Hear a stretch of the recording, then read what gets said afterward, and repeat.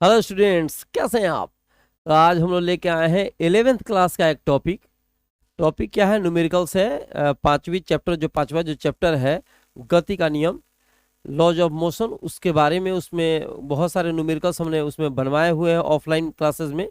तो कुछ लड़कों से हमने कहा था कि ऑनलाइन के माध्यम से कुछ हम लोग न्यूमेरिकल्स उसमें भेजेंगे। तो हम लोग क्या करते हैं, कुछ न्यूमेरिकल्स जो टाइप हम लोग बनवा चुके हैं उस टाइप को छोड़कर अन्य न्यूमेरिकल्स हम लोग बता रहे हैं, जो भी एनसीईआरटी के न्यूमेरिकल्स हैं। ठीक है, तो हेडिंग आप लोग देख चुके हैं, हेडिंग लिखा गया है यहाँ पे, physics class 11th chapter 5 numericals. तो जो भी न्यूमेरिकल्स होंगे, मुझे लगता है कि एनसीईआरटी के जितने भी न्यूमेरिकल्स हैं इसमें पांचवें चैप्टर में उसको हम क्लियर करेंगे, ताकि 1% भी आपको कहीं पर भी दिक्कत ना हो। ठीक है, कुछ न्यूमेरिकल्स जो मैं बनवा चुका हूँ उसको मैं छोड़ दूंगा, बाकी शेष न्यूमेरिकल्स मैं बनवाऊंगा। तो चलिए चालू करते हैं, स्टार्ट करते हैं। ठीक है, पहला देखिए, पहला टाइप जो है यहाँ पे लिखा गया है। ठीक है, पहला क्वेश्चन यहाँ पे है, 5 kg संहति के किसी पिंड पर 8 न्यूटन तथा वो चाहे वो लिखा हो, ठीक है, 6 न्यूटन के दो लंबवत बल आरोपित है। पिंड के त्वरण का परिमाण तथा दिशा ज्ञात कीजिए। इसमें सबसे बड़ी चीज, क्वेश्चन जो है बढ़िया से समझ लीजिए, क्योंकि क्वेश्चन को मैं छोटा करूंगा क्योंकि जगह मेरे पास कम है। 5 kg संहति के किसी पिंड पर, संहति का अर्थ होता है द्रव्यमान। जिस फॉर्मूला पे ये क्वेश्चन बनेगा उस फॉर्मूला को मैं बढ़िया से डील करके बता दूंगा, ताकि आपको 1% का दिक्कत ना हो। ठीक है, 5 kg संहति के किसी पिंड पर 8 न्यूटन तथा 6 न्यूटन के दो लंबवत बल हैं। अब इस चीज को हम समझेंगे कि इसमें दिया क्या गया है। ठीक है, क्वेश्चन में दिया गया है गिवन, इसमें दिया गया है मेरे भाई, एम की वैल्यू दे दी गई है 5 kg। एम की वैल्यू कितनी है मेरे भाई, 5 kg है। ठीक है, किसी पिंड पर 8 न्यूटन तथा 6 न्यूटन के दो बल, देखो इसमें दो बल लग रहा है। ठीक है, कलर बदलने दो मेरे भाई। दो बल, एक F1 की वैल्यू दी गई है, पहला बल, तो पहला बल है 8 न्यूटन। F2 की वैल्यू 6 न्यूटन। न्यूटन से पता चल रहा है कि बल है मेरे भाई। केजी जहां पे आपको दिखाई दे रहा है, यहाँ पे देखो केजी दिख रहा है, तो इसका मतलब हुआ एम की वैल्यू हो गई। न्यूटन दिख रहा है, इसका मतलब F1 हुआ। यहाँ पर भी न्यूटन दिख रहा है, इसका मतलब F2 हुआ। न्यूटन का मतलब, न्यूटन जो होता है बल का मात्रक होता है, और केजी जो होता है वो द्रव्यमान का मात्रक होता है। लंबवत, लंबवत का मतलब होता है थीटा की वैल्यू दे दी गई 90 डिग्री। दोनों बल एक दूसरे पर आरोपित हो रहे हैं। पिंड का त्वरण निकालना है, और त्वरण का परिमाण में त्वरण ज्ञात करना है, और उसकी दिशा निकालनी है। ठीक है, तो इसमें आपको निकालना है क्या मेरे भाई, त्वरण। त्वरण की वैल्यू, त्वरण को ए से सूचित किया जाता है, इसकी वैल्यू निकालनी है, और उसका परिमाण भी निकालना है। इसका परिमाण तथा दिशा, तो परिमाण तो वही हो जाएगा ए की वैल्यू, और दिशा भी निकालना है। दिशा का मतलब tan की वैल्यू निकालनी होती है। ठीक है, tan का वैल्यू निकालना है। तो सबसे पहले इस क्वेश्चन को देख लिया मेरे भाई, इस क्वेश्चन को अभी छोटा कर रहे हैं हम। ठीक है, क्योंकि मेरे पास जगह कम है, तो क्वेश्चन को हल्का सा छोटा बना देते हैं। आपको क्वेश्चन लिखना होगा, तो खूब बढ़िया से क्वेश्चन लिख लीजिएगा, ताकि दिक्कत हो। यहाँ पे एक तरफ यहाँ पे हम रख देते हैं इसको, क्वेश्चन लिखना होगा मेरे भाई, तो क्वेश्चन लिख लेना। ठीक है, जगह की कमी है, इसके चलते इसको हल्का फुल्का यहाँ पे रख देते हैं। चलिए, ये देखो फिर से देख लो, 5 kg संहति, केजी का मतलब है द्रव्यमान, तो एम की वैल्यू दे दी गई है 5 kg। किसी पिंड पर 8 न्यूटन तथा 6 न्यूटन के दो बल लग रहे हैं। चलो चित्र बना के थोड़ा सा समझा देते हैं। यहाँ दिया गया है, पहले समझिए, समझो मेरे भाई। कह रहा है कि दो बल हैं, कितने बल हैं, ये देखो कैसे लग रहा है। सॉरी, कलर बदलने का, कलर, दो बल है, एक इधर साइड में लग रहा है, दूसरा ऐसे लग रहा है। ठीक है, तो जब एक बल ऐसे लगेगा, दूसरा बल ऐसे लगेगा, तो इसका रिजल्टेंट ऐसे जाएगा, परिणामी ऐसे जाएगा। मतलब क्या हुआ बता रहे हैं, समझ में आ जाएगा। ठीक है, ये एक्स अक्ष है, वाई अक्ष है, ये मूल बिंदु है। ठीक है, हमने मान लो कि F1 को इस पे रखा और F2 को इस पे रखा, तो इसका जो परिणामी होगा ये F हुआ। क्या हुआ, ये F1 है, ये F2 है, ये इसका परिणामी है। अब परिणामी क्या होता है समझ लो। जैसे अब पहला थ्योरी पढ़ा है कि नहीं पढ़ा है, लेकिन थोड़ा सा बता देते हैं, समझ में आ जाएगा। जैसे मान लो कि यहाँ से एक बल इधर लग रहा है, एक बल इधर लग रहा है, तो इसका परिणामी यहाँ पे जाएगा। एक बल इधर लग रहा है, एक बल इधर लग रहा है, तो परिणामी इधर जाएगा। समझ लो कि यहाँ पे एक कोई वस्तु रखी गई है, कोई वस्तु है, इसको रबड़ से इधर खींचेगा, रबड़ से इधर खींचेगा तो वस्तु ना इधर जाएगी ना इधर जाएगी, वस्तु इधर जाएगी। इसका मतलब हुआ इसका परिणामी को, इसके रिजल्टेंट को व्यक्त कर रहा है। ठीक है, तो हम इतना ज़्यादा इसका चर्चा नहीं करेंगे, अभी खाली समझिए कि F1 को इधर रखा गया है, F2 को इधर रखा गया है। अगर यहाँ कोई वस्तु रहती, तुम इधर धागे से इधर खींचेगा, धागे से इधर खींचेगा और दोनों तरफ से वहीं से खींचेगा तो वस्तु इधर जाएगी, इसका मतलब रिजल्टेंट इसका इधर जा रहा है। ठीक है, अगर यहाँ से इस बिंदु से हम परपेंडिकुलर खींच दें, ठीक है, परपेंडिकुलर, यहाँ से परपेंडिकुलर अगर इसको इस पे खींचते हो इस तरीके से, और एक परपेंडिकुलर इधर खींच दो ऐसे, तो ये F1 है तो ये भी F1 को व्यक्त करेगा, ये F2 है तो F2, क्योंकि आमने सामने की भुजाएं क्या होंगी इसमें, बराबर होंगी। देखो अभी जो है यहाँ पे जो वैल्यू बता रहे हैं थोड़ा सा ध्यान से देखिएगा। ठीक है, हमको ए निकालने के लिए द्रव्यमान चाहिए। ए निकालने के लिए क्या क्या चाहिए देख लो, ए निकालना हो, फॉर्मूला होता है F equal to M into A, ये फॉर्मूला होता है, फॉर्मूला होता है मेरे भाई F equal to M into A. तो F हो गया, F हो गया बल, बल का वैल्यू कहीं दिया नहीं है, मैंने F1 F2 दिया है, F का वैल्यू नहीं दिया गया है, तो पहले F का वैल्यू निकालेंगे। द्रव्यमान दिया गया है यहाँ पे, द्रव्यमान यहाँ पे है, और A का वैल्यू हमको निकालना है। तो हमको अगर मिल जाता है F, तो द्रव्यमान दिया गया है, यहाँ पर रख के कटाफटा के आंसर निकाल देंगे, कोई दिक्कत। तो सबसे पहले F निकालेंगे, सूत्र अप्लाई करेंगे, सूत्र से पढ़ चुका है, त्रिभुज विधि या समानांतर चतुर्भुज विधि तुम लोग पढ़ा होगा। R इक्वल टू होता है root under A square plus B square plus 2ab cos theta. ये फॉर्मूला वेक्टर चैप्टर में हम पढ़ा चुके हैं, आप लोग खूब बढ़िया से इसे पढ़े हैं। ध्यान से देखिए मेरे भाई, तो ये हो जाएगा इक्वल टू रूट अंडर ए, मतलब हो गया यहाँ पे परिणाम, आर परिणामी है, तो जब आर परिणामी है तो यहाँ परिणामी क्या है, एफ है, तो हमने आर के लिए एफ लिख दिया, और ए जो है, ए के लिए F1 लिख दो, F1, बी के लिए F2, और यहाँ पे 2, फिर F1 F2, और cos थीटा की जगह 90 डिग्री, क्योंकि F1 और F2 के बीच में यहाँ जो कोण बन रहा है 90 डिग्री का कोण बन रहा है। कोई दिक्कत मेरे भाई, समझ रहा है, कोई दिक्कत? फिर से देख लो, F1 F2 एक दूसरे को परपेंडिकुलर है, लंबवत है, इसका परिणाम ये हो गया। हम निकाल रहे हैं F का मान, F का मान निकलेगा तो इस फॉर्मूला में रख देंगे, उसका आंसर आ जाएगा। ठीक है, चलो यहाँ पे हो जाएगा, F1 का वैल्यू पुट करो, F1 का वैल्यू कितना दिया है मेरे भाई, यहाँ पे देखो 8 दिया है, और F2 का वैल्यू 6 दिया है, तो ये हो जाएगा 8 का स्क्वायर, ये हो जाएगा 6 का स्क्वायर प्लस 2, F1 के वैल्यू हो जाएगी 8, F2 के वैल्यू 6, और cos 90 की वैल्यू होती है 0, cos 90 का वैल्यू क्या होता है मेरे भाई, 0 होता है। ठीक है, तो ये हो जाएगा 8 64, ये जाके 36, आई तो 0 हो गया, तो 64 और 36 कितना होता है मेरे भाई, 100 होता है, और इसका वर्गमूल निकल गया 10। इसका मतलब हुआ F की वैल्यू कितना आ गई, 10 न्यूटन, F की वैल्यू 10 न्यूटन आ गई। अभी क्या करो तुम लोग, अभी फटाक फटाक इसका स्क्रीनशॉट ले लो, क्योंकि इसको तुरंत छोटा करेंगे, क्या है कि ये दिखाई दे, मतलब जगह की कमी है इसमें, इसलिए इसको छोटा करना पड़ेगा। फटाक फटाक तुम लोग स्क्रीनशॉट ले लो तो मेरे भाई, हो गया। चलो इसको छोटा कर दे, हो गया मेरे भाई, छोटा बना दिया जाए, छोटा छोटा छोटा छोटा बना देते हैं, छोटा, ताकि दिक्कत ना हो। सारा छोटा हो जाए क्या, तो सब हिल ले, चलो कोई बात नहीं।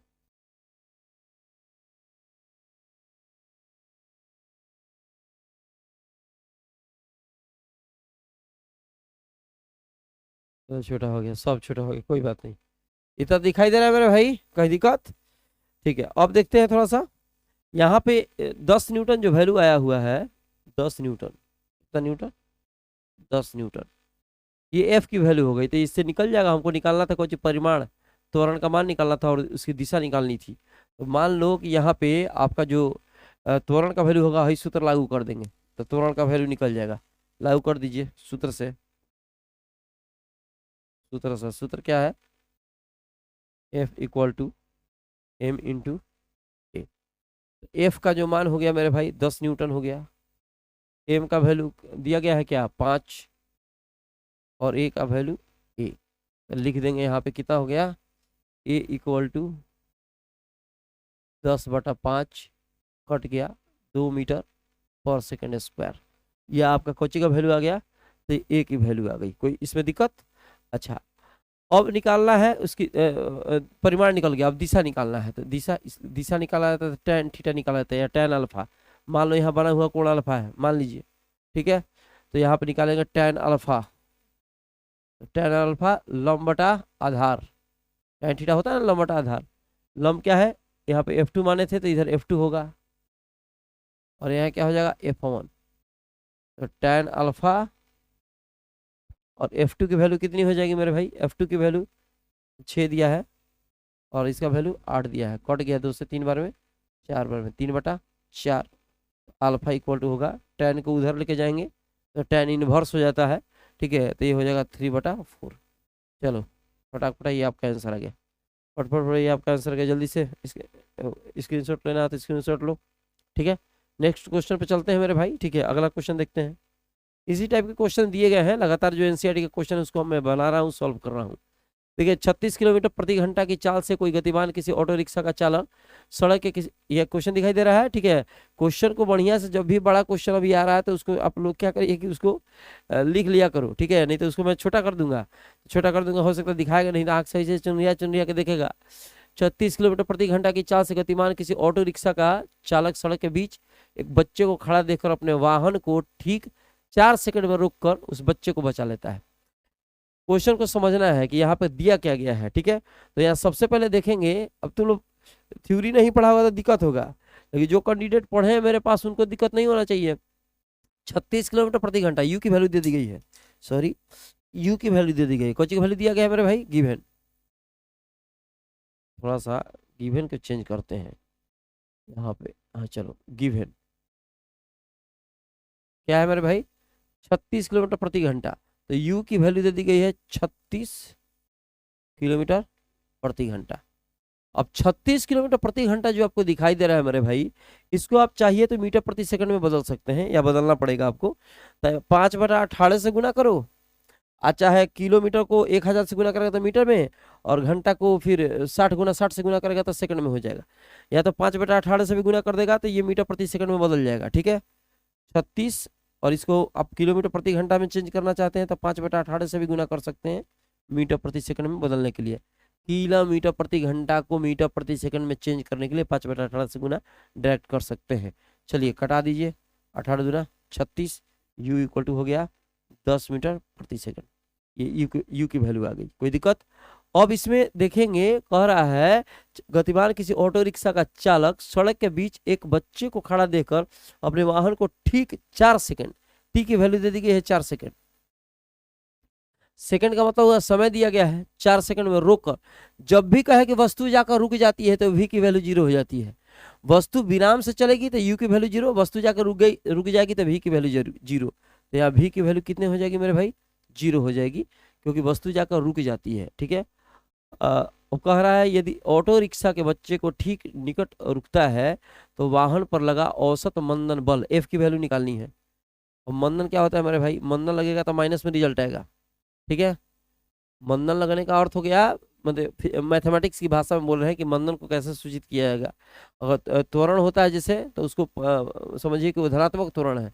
अब मंदन होता है तो ऋणात्मक त्वरण है, तो ऋणात्मक त्वरण जहाँ लागू होता है उसके साथ जो बल निकलता है उसको मंदन बल कहते हैं, ठीक है। तो हाँ मंदन बल है, मैंने समझिए कि एफ की वैल्यू माइनस में आएगी।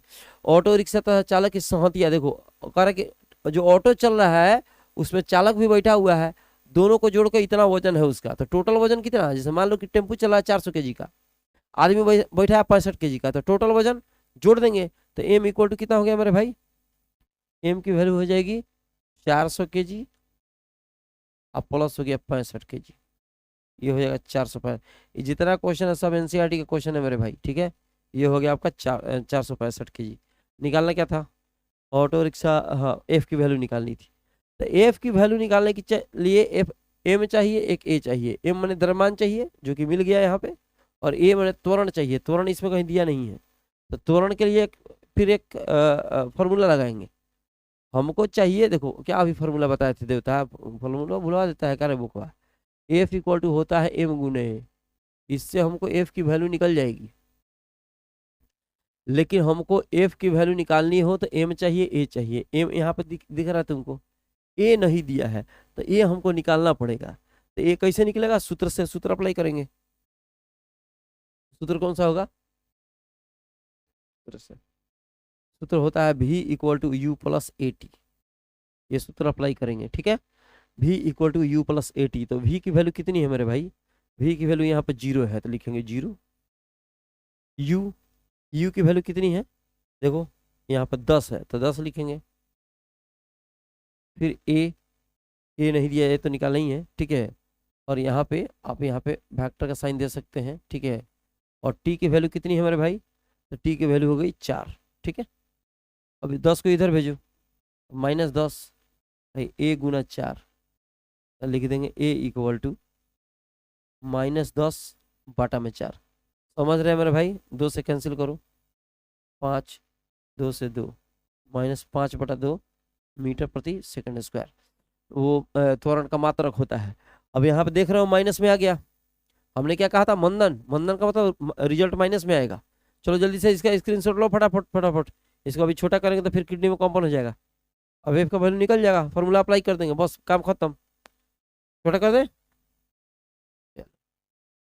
ये बड़ा हो गया। इसको छोटा बना रहा है तो ये बड़ा हो जा रहा है।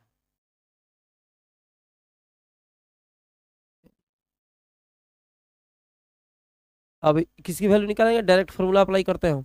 दिखाई दे रहा है मेरे भाई यहाँ पे? ठीक है, चलो सूत्र अप्लाई करो। सूत्र से कौन सा सूत्र लगेगा? एफ इक्वल टू एम गुना A. F equal to M गुना ए। तो एफ की वैल्यू हमको निकालनी है, तो एम का वैल्यू दे दी गया 465। 465 गुना ए का वैल्यू कितना हुआ? -5 बटा 2। -5 बटा 2 का मतलब क्या होता है? 2.5 होता है, 2.5। अब इसका गुना करते रहना। चलो गुना कर देते हैं, कैलकुलेटर निकालते हैं। कहेगा कि कैलकुलेटर से करो गुना, क्या करेगा? कैलकुलेटर से गुना करेंगे, कैलकुलेटर हमको मिलेगा इसमें? ये तो कोई है, अरे भयंकर कैलकुलेटर। मैथमेटिक्स में होगा, कैलकुलेटर होना चाहिए इसमें। हाँ मिल गया। चलो गुना कर दो, 465 गुना -2.5 इक्वल टू कितना आया? कितना आ गया? देखा कितना जल्दी गुना कर देते हैं हम। कितना आ गया? माइनस, तो माइनस न्यूटन में होगा, ठीक है। एक तरफ कर देने दो, काम पड़ता रहेगा। छोटा होगा कि नहीं होगा? छोटा नहीं होगा, चलो हटा, ठीक है। ये आपका मंदन बल का रिजल्ट आ गया। मुझे लगता है एकदम क्लियर हो चुका, कुछ है ही नहीं है। यू की वैल्यू है गया 36 किलोमीटर प्रति घंटा। 5/18 से गुना करके मीटर प्रति सेकंड में चेंज कर दिया। यू का वैल्यू दे दिया गया है 10 मीटर प्रति से, सॉरी यू का वैल्यू आ गया है 10 मीटर प्रति सेकंड। टी का वैल्यू 4 सेकंड दिया गया है। वस्तु जाकर रुक जाती है तो वी की वैल्यू 0 हो गई। एफ निकालना है।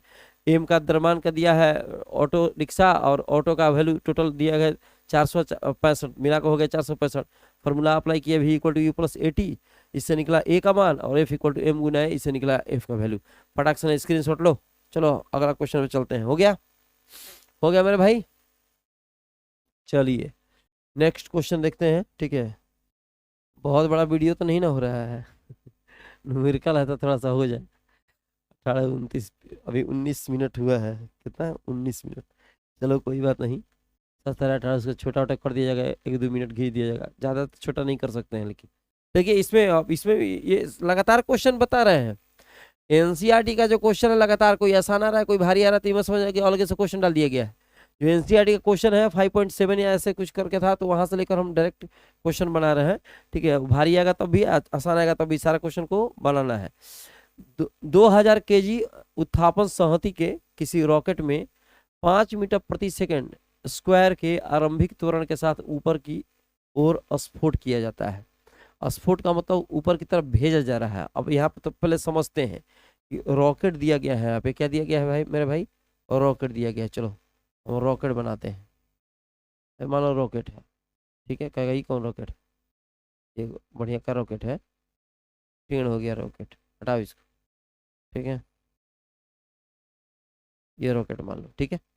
अब यहाँ पे क्वेश्चन को हम समझेंगे बढ़िया तरीके से कि दिक्कत ना हो, ध्यान दीजिएगा। ये तो वजन दे दिया गया है, गिवन। गिवन मतलब दिया गया है, क्या दिया गया? एम की वैल्यू दे दी गई है 20,000 kg। यह आपका रॉकेट क्या द्रव्यमान दे दिया गया है, उसके द्रव्यमान की वैल्यू दे दी गई है। किसी रॉकेट में 5 मीटर प्रति सेकंड स्क्वायर ए की वैल्यू दे दी गई है। कैसे पता चला कि त्वरण है? उसके मात्रक से 5 मीटर प्रति सेकंड स्क्वायर, ये मीटर प्रति सेकंड स्क्वायर त्वरण का मात्रक होता है। वैसे भी यहाँ पर लिखा हुआ आरंभिक त्वरण के साथ, तो त्वरण को हम ए से सूचित करते हैं, तो हो गया ए की वैल्यू 5 मीटर प्रति सेकंड स्क्वायर। ऊपर की ओर स्फोट किया, इसको ऊपर की तरफ भेजा जाता है। तो मान लीजिए कि ये F1 बल से ऊपर जा रहा है, ठीक है, चलो इसको टी मान लेते हैं, ठीक है, टी बल के साथ ऊपर जा रहा है, लेकिन इसका टोटल भार नीचे की तरफ लगेगा। कैसे लगेगा भाई? तो पृथ्वी किसी वस्तु को नीचे की तरफ खींचती है और उसका बल ही भार है। बल क्या है तो मेरे भाई? भार है। तो बल क्या होता है? द्रव्यमान गुणित त्वरण।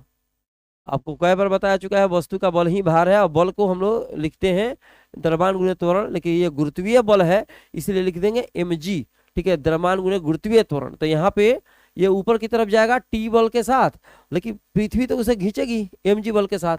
अगर हई ज्यादा हुआ तब वस्तु खिंचाएगी, हई ज्यादा होगा तो वस्तु नीचे चली जाएगी। दो गो बल लग रहा है रॉकेट पर, एगो बल तो ईंधन वाला बल है, जो कि ईंधन इसमें तुम दिया है ऊपर की तरफ भाग रहा है। अच्छा, एक बल उसे नीचे की तरफ भी खींच रहा है, और ऊपर वाला ताकतवर बल हो गया तब तो वस्तु ऊपर खींचा जाएगी, और नहीं तो नीचे वाला ताकतवर है ऊपर वाला कमजोर है तो वस्तु खिंचाएगी, वहीं हो करके वहीं पर रह जाएगी। तो यहाँ पे क्या हो गया मेरे भाई? इसका टोटल जो है, मान लो कि 50 न्यूटन, दिमाग लगाइए कि 50 न्यूटन का ऊपर की तरफ बल लग रहा है और 20 न्यूटन नीचे की तरफ, तो कितना बल से ऊपर भागेगी? 30 न्यूटन। अरे बोकाबा, 5 आदमी मिलकर उधर खींच रहा है, 3 आदमी नीचे की तरफ खींच रहा है, तो ऊपर वस्तु खींचा गया, तो इसका मतलब 2 आदमी का जो ताकत था वो ज्यादा था। अगर सबका ताकत बराबर हो तो ठीक है, तो 2 आदमी का ताकत ज्यादा, तो उस बल से आगे की तरफ जाएगा। 50 न्यूटन ऊपर, 20 न्यूटन नीचे, तो ये 20 को खत्म करेगा, 30 न्यूटन से ऊपर की तरफ भागेगा। कंडीशन यहाँ पर भी सेम लग रहा है कि अगर ये टी बल के साथ ऊपर जा रहा है और mg बल के साथ ये नीचे की तरफ खींच रहा है, तो टोटल बल कितना? तो टोटल बल हो जाएगा उसके हिसाब से, ठीक है, T minus mg equal to total बल F मिलेगा। F मिलेगा कि नहीं? टी बल ऊपर खींच रहा है, mg बल इसे नीचे की तरफ खींच रहा है जो कि भार है, और टोटल हो गया, तो टोटल कितना मिलेगा? ठीक है, F की वैल्यू मिलेगी। तो यहाँ पर हम निकाल देंगे कैसे मेरे भाई? तो T इक्वल टू निकालेंगे mg प्लस F। तो F के लिए क्या लिख सकते हैं फॉर्मूला? द्रव्यमान गुणित त्वरण, बता चुके हैं। F के लिए लिख सकते हैं द्रव्यमान गुणित त्वरण, m का मान, m इसमें से कॉमन ले लो, तो हो गया g प्लस हो गया a, ठीक है। अब g की वैल्यू दी गई है, यहाँ पे m की वैल्यू दे दी गई है 20,000, और g की वैल्यू होती है 10 या 9.8, दोनों में से कोई एक लिख सकते हैं। त्वरण का वैल्यू दे दिया गया है, तो m का वैल्यू लिख दो 20,000, इसको 10 लिख सकते हैं, 9.8 ही लिखना चाहिए असल में, वैल्यू देता है 10 तो 10 लिखना चाहिए, लेकिन हम 10 लिख देते हैं। चलो 9.8 का मतलब 9.8 का मतलब हुआ, अगर देखा जाए तो 9 रुपया 80 पैसा, उसको 10 भी लिखा जाता है कहीं कहीं, ठीक है। तो ए का वैल्यू 5 हो गया यहाँ पे, तो 10 और 5 मिलकर 15, तो ये हो गया 20,000 और ये हो गया 15, गुना कर दीजिए, 15 दूना 30 और 4 0, 1 2 3 4, ठीक है, ये हो गया न्यूटन। इतना का बल से ऊपर की तरफ भागेगा। कॉन्सेप्ट क्लियर है मेरे भाई? कहीं पर भी दिक्कत? ठीक है, बहुत बड़ा वीडियो नहीं है, अब आधा घंटा तो लग ही जाएगा कम से कम। इसका जल्दी जल्दी आप स्क्रीनशॉट ले लीजिए और अपने कॉपी में खूब बढ़िया से लिख लीजिए। इसके बाद वाला जो क्वेश्चन है उसको धीरे धीरे बना बना कर हम भेजते रहेंगे, आप लोग खूब बढ़िया समझना है और समझ समझ के उसको लिखना है। कहीं पर दिक्कत हो कमेंट सेक्शन में पूछ सकते हैं, ठीक है, या आप ऑफलाइन अगर आते हैं मेरे पास तो ऑफलाइन में तो सामने रहिएगा तो पूछ सकते हैं, बता देंगे। मिलते हैं छोटे से ब्रेक के बाद, जहाँ रहिए स्वस्थ रहिए।